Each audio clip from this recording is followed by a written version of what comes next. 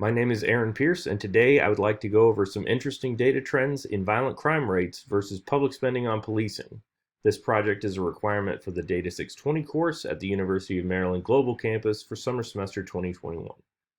So I picked this topic because I've heard a lot since the pandemic started about increasing crime rates, along with discussions about whether to increase or decrease spending on policing.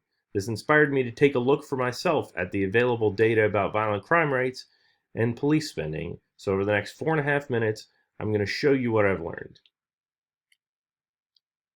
Now, I used the data from the Federal Bureau of Investigation on violent crime statistics in the U.S. between 1971 and 2019. There wasn't much consistent data available before 1979, and the 2020 data won't be published until September of 2021. Also, a note throughout this presentation, I'm going to refer to crime rates normalized by population by dividing the crime rate for every 100,000 persons. So as you can see from this chart, there's a sharp increase in violent crimes through the mid-1990s, and after that there's a steady downward trend through 2019. I show the property crime rate here in comparison to show the violent crime decrease was part of an overall decrease in crime. So what about police spending? Unfortunately, there's not much consistent collection of state-by-state spending trends on policing until the Census Bureau began collecting this information in 1992. So you'll see that the trends for police spending don't cover the entire data set.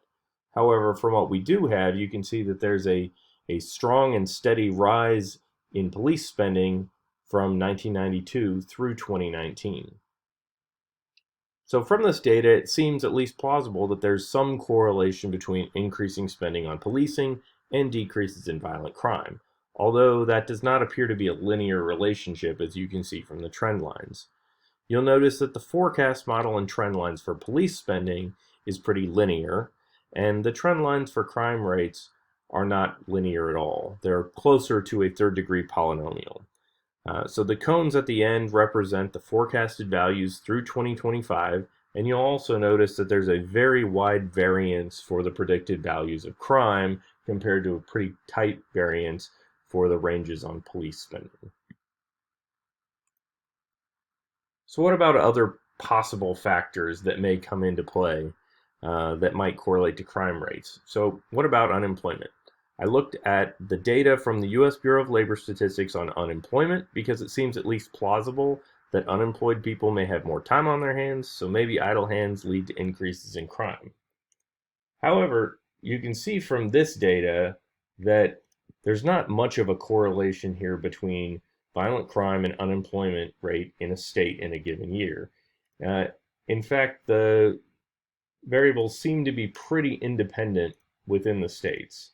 So as a result of that, I decided to move back and resume discussion of the police spending.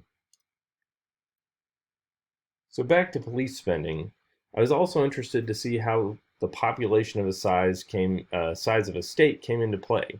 I divided the 50 states plus DC into groups with 10 of the most populous, 10 of the least populous, and everyone in the middle.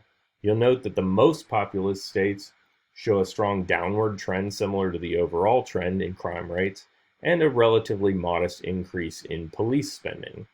On the other hand, the 10 least populous states have a fairly meteoric rise in police spending, but have also a slight increase in crime rates over the same period.